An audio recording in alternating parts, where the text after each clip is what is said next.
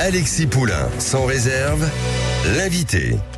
Et tout de suite avec nous, alors il devait être en plateau pour discuter des 8e rencontres annuelles des lanceurs d'alerte. C'est Daniel Ibanez, cofondateur de ces rencontres. Il sera au téléphone. Bonjour Daniel. Bonjour. Voilà, ça c'est l'alerte, hein, la ville de Paris et les transports, c'est parfois compliqué. Alors, avant de commencer de parler de ces 8e rencontres des lanceurs d'alerte, il y a eu hier un rebondissement, c'est le Conseil d'État qui a annulé la dissolution des soulèvements de la terre qui était souhaitée par Gérald Darmanin, camouflé au gouvernement, même si le gouvernement le nie. On voit bien, on en parlait avec Maître Carsanti, avocat d'Anticor, qui eux aussi ont du mal à récupérer leur agrément. En ce moment, c'est un sale temps, non, pour les lanceurs d'alerte? Écoutez, les lanceurs d'alerte, ça fait déjà un bon moment que le temps n'est pas très très bon pour eux, pour elles et eux d'ailleurs, puisque elles sont toujours en but à la répression, à des sanctions d'un point de vue administratif ou professionnel.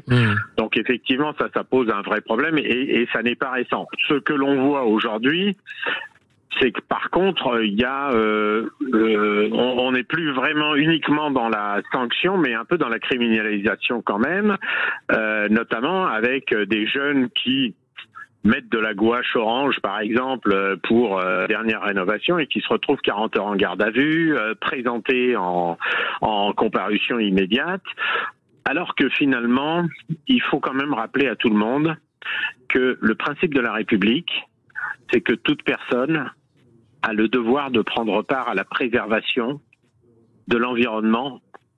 Et donc, clairement, ce ne sont pas des désobéissants, ces gens-là. Ce sont des obéissants.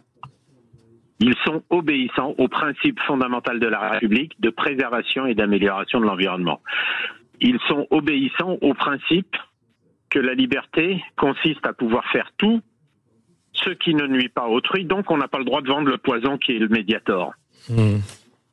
Ils sont obéissants au principe que la contribution publique doit être répartie équitablement en fonction des facultés de chacun. Et donc, ils sont parfaitement obéissants au principe quand ils luttent contre la fraude fiscale ou l'optimisation fiscale. Ouais. Et ça, c'est vraiment quelque chose d'important à dire.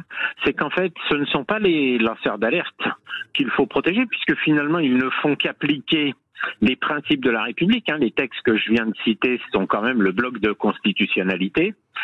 Mais ce qu'il faut, c'est absolument sanctionner ceux qui sèment le doute sur le réchauffement climatique, ceux qui entravent les alertes ou ceux qui portent atteinte à l'environnement, et les sanctionner encore plus durement lorsqu'ils attaquent les lanceuses et les lanceurs d'alerte.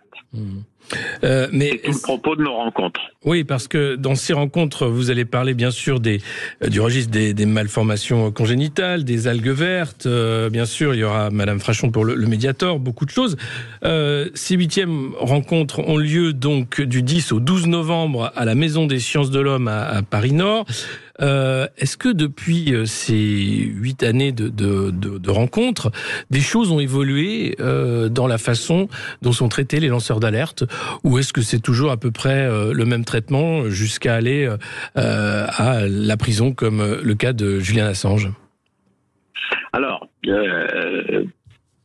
clairement, il y a des évolutions. Il y a eu une directive européenne de protection des personnes qui dénoncent les infractions aux droits de l'Union, que l'on appelle un peu abusivement protection des lanceurs d'alerte. Donc, il y a eu quelques évolutions. Mais le problème, c'est qu'on est toujours sur une idée que ceux qui représentent un risque pour les sociétés, ce sont les lanceurs d'alerte. Oui. Alors on nous dit, ah bah oui, mais vous comprenez, il y a l'espionnage industriel, il y a ci, il y a là, etc., etc. Mais en fait, il suffit de prendre un exemple très très simple. Quand on prend par exemple l'affaire Lactalis avec le lait à la salmonelle, oui, eh ben il n'y a pas eu de lanceur d'alerte et on s'aperçoit que le danger ne vient pas de l'existence du lanceur d'alerte, mais de l'absence de lanceur d'alerte, parce que justement, il n'y a pas eu de lanceur d'alerte chez Lactalis, et donc les bébés ont fini à l'hôpital. Ouais. Et donc on voit bien qu'en fait, il faut inverser la donne. La donne, c'est la suivante, c'est que l'alerte, c'est simplement une situation dont la gravité nécessite des mesures urgentes des pouvoirs publics et de la puissance publique. S'il n'y a pas d'alerte, alors la société n'est pas protégée. Et s'il n'y a pas une puissance publique qui instruit les alertes, alors les bébés finissent à l'hôpital. Mais on en est où justement de la puissance publique quand on voit la célérité avec laquelle Gérald Darmanin a traité les soulèvements de la terre d'éco-terroristes en voulant les dissoudre, les difficultés d'anticorps, etc. On n'a pas l'impression qu'en ce moment, la puissance publique ait envie de soutenir ces lanceurs d'alerte et d'instruire. Alors ce que l'on voit, c'est qu'on a effectivement une puissance publique, des services de l'État qui font des arbitrages et très fréquemment en faveur de ce que l'on présente comme être l'économie. Mmh. C'est-à-dire, ah là là, mais il faut protéger l'emploi. Donc on se tairait sur les pollutions industrielles au titre de la protection de l'emploi. Karim Ben Ali en a fait les frais. Ouais.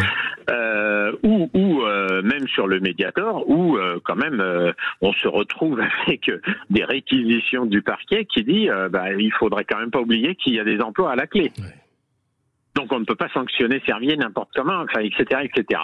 Et on a une démonstration du dysfonctionnement des services de l'État, ou en tous les cas de l'absence de mission accomplie des services de l'État, c'est avec L214. À chaque fois que L214 publie une vidéo montrant de la maltraitance animale, montrant des conditions sanitaires d'élevage qui ne sont pas conformes à la réglementation, dans les 2 minutes, on a un communiqué du ministère de l'Agriculture qui dit « Oulala, on va aller vérifier ». Mais par contre, bizarrement, ils ne sont pas allés vérifier avant. Et à chaque fois, ils rappellent « Oui, mais attention, vous n'avez pas le droit de rentrer dedans ». Non, mais attendez, justement, ça tombe bien, c'est vous qui avez le droit de rentrer dedans, vous n'y allez pas. Mais justement, est-ce qu'il n'y a pas là finalement une limite à ce que font les lanceurs d'alerte, c'est-à-dire que rien ne bouge, que ce soit l'évasion fiscale, on voit tous les scandales d'évasion qui s'enchaînent les uns après les autres, Panama Papers, les Comex Files, etc., avec Antoine Deltour, oui, mais est-ce qu'il n'y a pas finalement, ok, on dit qu'il y a un problème, mais ça ne change pas grand-chose, ou alors vraiment à la marge? Écoutez, on a la puissance publique qu'on mérite, ou qu'on élit. Donc il faut bien comprendre que la question de l'alerte, en fait, l'alerte, elle est toujours lancée, elle est toujours publiée à des personnes qui sont responsables, que ce soit des chefs d'entreprise, que ce soit des préfets, que ce soit des services de l'État, etc. Le lanceur d'alerte, lui, n'apparaît en fait que lorsque l'alerte n'a pas été instruite. Ouais. Irène Frachon, quand elle s'adresse pas d'abord à la presse. Elle s'adresse d'abord et avant tout aux services de régulation et de mise sur le marché des médicaments. Et comme, effectivement, il n'y a pas de réaction, elle le publie dans la presse.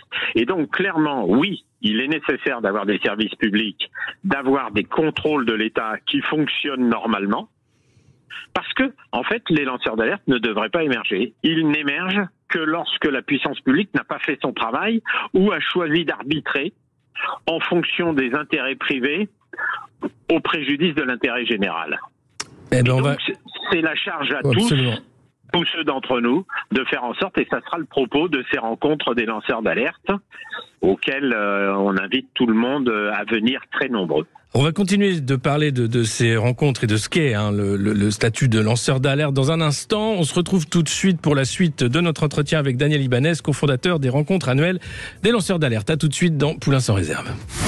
Et vous êtes toujours sur Sud Radio et nous sommes avec Daniel Ibanez pour parler des 8e rencontres annuelles des lanceurs d'alerte qui auront lieu ce week-end du 10 au 12 novembre à la Maison des Sciences de l'Homme à Paris. Daniel, il y a maintenant donc un statut des lanceurs d'alerte. Est-ce que ça a changé quelque chose dans la vie de ces lanceurs d'alerte dont certains ont vu leur vie basculer à partir du moment où ils ont choisi de prendre publiquement la parole ?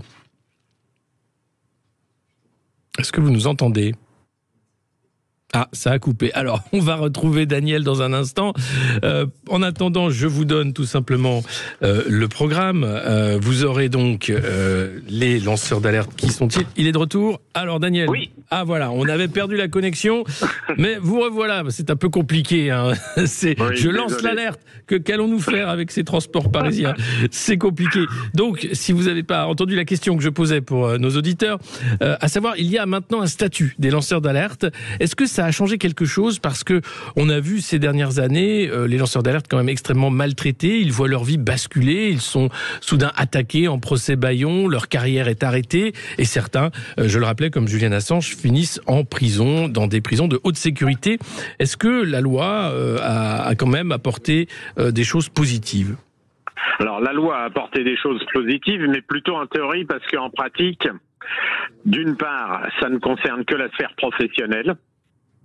Ça veut dire que, par exemple, L214 sur les élevages ou dernière rénovation sur les problèmes de rénovation énergétique, qui sont des alertes, ne sont pas du tout protégés. Donc, ça a changé quelque chose sur la sphère professionnelle. Mais il faut quand même savoir que dans la sphère professionnelle, en fait, l'alerte était déjà protégée parce qu'elle est un devoir.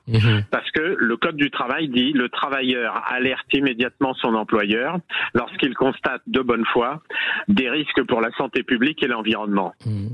C'est pas peut alerter, c'est pas devrait alerter, c'est alerte immédiatement. Et donc, en fait, le problème, c'est que finalement, le lanceur d'alerte dans la sphère professionnelle, au seul titre de cet article du Code du travail, devrait être protégé automatiquement. Et par contre, l'employeur qui est alerté et qui prend des sanctions, lui, devrait être sanctionné, mais c'est pas ce qui est prévu. Alors donc, et clairement, aujourd'hui, il faut absolument respecter ce texte, mais le renforcer en disant aux employeurs, en disant aux services de l'État, si vous n'instruisez pas les alertes que vous recevez, et si vous entravez l'alerte, et si vous sanctionnez la personne qui vous a alerté, alors la sanction est pour vous est extrêmement forte. Vous voyez, c'est ça vraiment la question, c'est qu'on est parti dans ces lois dites de protection, dans l'idée que le lanceur d'alerte peut se tromper. Alors on lui met tout un carcan pour qu'il puisse alerter. Mais en fait, c'est quelque chose de parfaitement intuitif, l'alerte. Donc clairement, voilà, il faut effectivement aller voir la personne la plus proche qui est la plus à même de régler la situation qui présente une gravité, mais clairement mettre tout un arsenal pour savoir si on est bien lanceur d'alerte, pas lanceur d'alerte, etc. Notre société doit s'auto-protéger par justement les alertes et par leur instruction. Ce qui fait qu'il y a des lanceurs d'alerte, qu'ils publient, qui donne à connaître à la population des dysfonctionnements, c'est justement parce qu'il y a eu des dysfonctionnements dans l'instruction de l'alerte. C'est tout le sens des rencontres qu'on fait, que ce soit avec les lanceurs d'alerte environnementaux, que ce soit, comme vous le disiez tout à l'heure, sur la fraude fiscale qui est toujours plus, ça commence dès demain matin à 11h, mais comme avec la syndicaliste qu'on projettera ce soir à 17h30, je le précise, entrée libre et gratuite. Toutes les projections, toutes les rencontres sont libres et gratuites. Oui, c'est important, absolument. Alors, on a avec nous un auditeur, Philippe de Bourg-de-Péage, dans la Drôme. Bonjour Philippe, qui souhaitait vous poser une question. Bonjour. Qui peut être, lanceur d'alerte ? Vous avez dit, en fin de compte, que dès qu'on voyait un problème, on pouvait, intervenir. Et donc, est-ce que Monsieur Éric Zemmour est un lanceur d'alerte ? Alors, est-ce que les politiques peuvent être des lanceurs d'alerte ou pas ? Voilà. Alors, la question, c'est que en fait, c'est pas qui peut être lanceur. Merci, oui. Qui peut être lanceur d'alerte ? En fait, les lanceurs d'alerte sont des citoyens ordinaires qui font référence aux principes de la République. C'est voilà, je disais tout à l'heure, préservation de l'environnement, ne pas nuire à autrui, etc. Payer les impôts. Et donc, clairement, chaque citoyen peut être un lanceur d'alerte. Mais en fait, la question, c'est qu'est-ce que l'alerte ? C'est pas qu'est-ce que le lanceur d'alerte. L'alerte, c'est une situation dont la gravité nécessite l'intervention et des mesures urgentes de la part de la puissance publique ou des personnes qui sont en mesure d'apporter ces mesures. À partir de ce moment-là, un discours politique qui est finalement une opinion politique ne constitue pas une alerte. Et donc, le porteur de ce message politique n'est pas un lanceur d'alerte, à mon sens. L'alerte repose sur des faits dont la gravité nécessite des mesures urgentes. Je vous donne un exemple. Moi, j'habite à la campagne. Si mon voisin arrose son champ de pesticides et que moi, je suis dans mon champ de patates et qu'il ne me prévient pas, je considère que cette situation présente une gravité qui nécessite une mesure du pouvoir pour dire aux utilisateurs de pesticides, vous ne pouvez pas les utiliser quand vous avez une personne qui travaille à proximité. Vous voyez, ça c'est une alerte et là c'est une vraie mesure. Philippe, ouais. Mais vous voyez, donc on n'est pas sur un discours politique, mais sur quelque chose malgré tout de factuel qui ne relève pas de l'opinion politique. En ce moment, l'insécurité qui est croissante en France, pour vous, ce ne serait pas une alerte alors? Et il y a, alors déjà le principe fondamental, c'est la sûreté et non pas l'insécurité. Mais clairement, il y a des problèmes aujourd'hui de délinquance en France. Mais aujourd'hui, il y a un dispositif policier, judiciaire, juridique qui encadre ça. Donc il y a des mesures. Considérer qu'il y a une augmentation de la délinquance, si les statistiques le démontrent, effectivement, c'est faire en sorte que cette délinquance disparaisse. La question, et c'est toujours la même chose, mais moi j'ai un métier spécial, c'est cause et origine des difficultés. Donc on peut doubler ou tripler les effectifs de police et le demander ne constitue pas une alerte, c'est une mesure que le pouvoir peut faire. Mais justement, Daniel, est-ce qu'il n'y a pas un problème quand on voit comment le pouvoir systématiquement efface des organismes de contrôle ou d'études par exemple, on se rappelle du Rémora sur les malformations congénitales. On reçoit Emmanuel Amar d'ailleurs demain. Eh bien, là, il n'y a pas quand même une pirouette qui fait que, vu qu'on ne va pas tester la température de l'eau, il n'y a pas de problème finalement, puisque on n'a plus les chiffres, on ne sait pas où on en est, et donc il n'y a pas d'alerte, puisque on n'a pas d'outils pour regarder les problèmes avec des faits et des chiffres concrets. On est parfaitement d'accord là-dessus, c'est que il y a absolument nécessité, lorsque l'on parle d'alerte, de s'appuyer sur des éléments factuels. Et en tous les cas, sur des éléments qui permettent de vérifier que la situation ou la gravité de la situation est exacte. Parce que sinon, bien évidemment, tout le monde peut alerter sur une phobie. Vous voyez, par exemple, je rentre dans un ascenseur, je suis claustrophobe, je peux considérer que l'ascenseur est dangereux et ça n'est pas une alerte. À la fois, je peux être dans la rue et me trouver dans une situation d'inconfort, de perception de risque, alors que personne ne m'a agressé. Donc en fait, vous voyez, tout ça, c'est des appréciations subjectives. Et en tous les cas, il ne faut pas mélanger un discours politique avec l'alerte. Et en tous les cas, les lanceuses et les lanceurs d'alerte ne le font pas. Qu'elle s'appelle Emmanuel Amar, qu'elle s'appelle Inès Léraud. Vous voyez, sur les algues vertes, par exemple, il y a aujourd'hui des éléments extrêmement convergents et prouvés qui font que le H2S est mortel, que ce soit pour des chevaux, que ce soit pour des sangliers, que ce soit pour des humains. Et qu'effectivement, des personnes ont été finalement reconnues comme décédées du fait de l'inhalation de ces gaz toxiques. Donc, des algues vertes, absolument. Les algues vertes. Donc voilà, ça c'est une véritable alerte.